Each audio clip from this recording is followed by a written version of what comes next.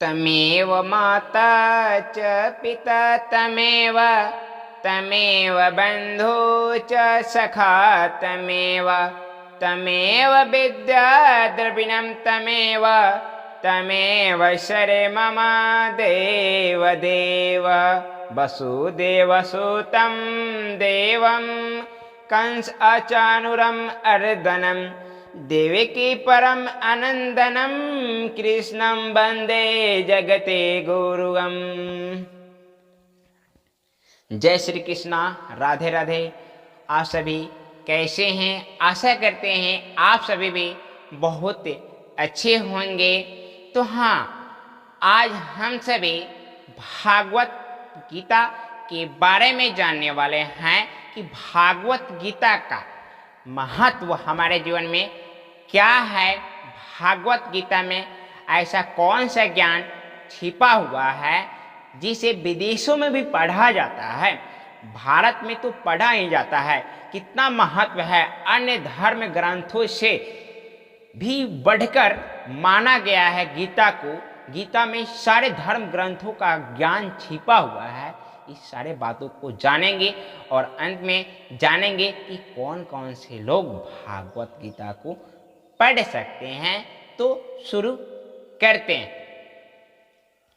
तो बता दूं कि भागवत गीता जो है वह भगवान श्री कृष्ण के मुखारबिंद से कही गई एक दिव्य वाणी है। एक एक शब्द जो कही गई है वह भगवान श्री कृष्ण के मुख से निकला हुआ एक दिव्य वाणी है। एक अमृत के समान शब्द है जिसका पान करने से व्यक्ति के जीवन के सारे कष्ट मिट ही जाते हैं।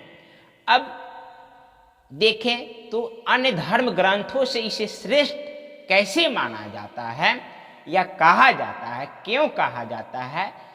महाभारत में भी कहा गया है भागवत गीता के बारे में कि सर्वशास्त्रमय गीता अर्थात गीता ज्ञान की खजाना है। गीता ज्ञान की खजाना है। गीता में सारे ग्रंथों का ज्ञान छिपा हुआ है। अब यह कैसे? तो यहाँ ध्यान देने वाली बात है कि जितने भी धर्म ग्रंथ है वो सारे धर्म ग्रंथ से भी बढ़कर गीता को क्यों माना गया। तो आज इसको हम जानते हैं। तो देखिए क्यों। जितने भी शास्त्र है, शास्त्रों की जो उत्पत्ति हुई है वह वेदों से हुई है। ध्यान दीजिएगा, जितने भी शास्त्रों की उत्पत्ति हुई है वह वेदों से हुई है और जितने वेद की उत्पत्ति हुई है वह ब्रह्मा जी की मुख से हुई है। और ब्रह्मा जी जो उत्पन्न हुए हैं वह भगवान श्री कृष्ण अर्थात विष्णु के नाभि यानी कमल से हुआ है।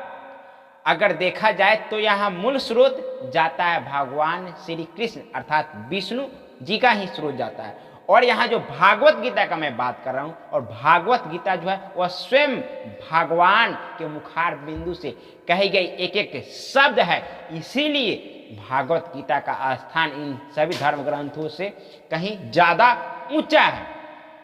अब बात आता है कि इसमें ऐसा क्या क्या ज्ञान है।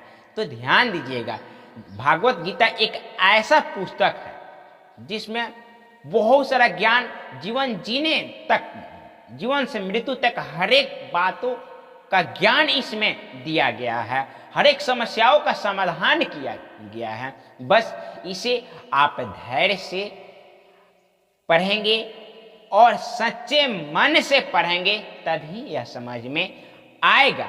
भागवत गीता जो है वह एक कहे तो अमृत है। इसमें एक एक वाणी जो कही गई वो अमृत के समान है। इसका हमें पान करना चाहिए। ध्यान दीजिएगा, भागवत गीता का क्या महत्व हमें बताना। तो यहाँ पर देखिए महत्व में क्या, तो भागवत गीता जो है इसको हम पढ़ते हैं। पढ़ने वाला, पढ़ाने वाला, इसका प्रचार करने वाला, ये तीनों लोग जो है इन सभी लोगों का जो है वह जीवन से सारा कष्ट खत्म हो जाता है। सोचिए, भागवत गीता का इतना योगदान है कि केवल पढ़े नहीं पढ़ सकता है तो सुन तो सकता है। सुनेगा तब भी उसके जीवन के सारे कष्ट दूर हो जाएंगे। सुन सकता है या प्रचार करता है तब भी उसके जीवन के सारे कष्ट दूर हो जाएंगे, उसमें जो भी दोष होंगे वे सभी दूर हो जाएंगे, अपने आप जीवन जो है वह सुगम हो जाएगा। बस इसका पठन पाठन श्रवण करें, प्रचार करें। अंतिम बात था कि भागवत गीता को कौन कौन से लोग पढ़ सकते हैं। तो ध्यान दीजिएगा, भागवत गीता में ही यह बात बतलाया गया है कि भागवत गीता को कोई भी व्यक्ति पढ़ सकता है, पापी से पापी व्यक्ति भी इसे पढ़कर मुक्ति पा सकता है।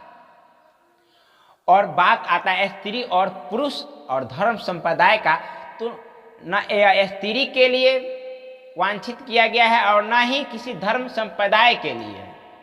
इस किसी को इससे वंचित नहीं रखा गया है, वह चाहे स्त्री हो चाहे पुरुष हो, वह चाहे किसी भी धर्म संप्रदाय के हो, उससे नहीं लेना देना है। भागवत गीता बस एक ज्ञान का स्रोत है, यह किसी भी धर्म संप्रदाय के लिए नहीं, यह सर्वत्र धर्म संप्रदाय के लिए है। इसीलिए सभी लोगों को भागवत गीता का पाठ जरूर करना चाहिए, क्योंकि पढ़ने से और सुनने से भी इसका असर होता है जीवन में। मैं भी बता दूं कि जब मैं जाना भागवत गीता के बारे में, जब मैं नहीं पढ़ता था, केवल भागवत गीता को रखा था, केवल नहीं पढ़ता, प्रतिदिन केवल उसे सुबह स्नान करके ध्यान कर लेता, तो जीवन का एक एक जो जीवन में कठिनाई आता उसका हल एक एक मिलता गया।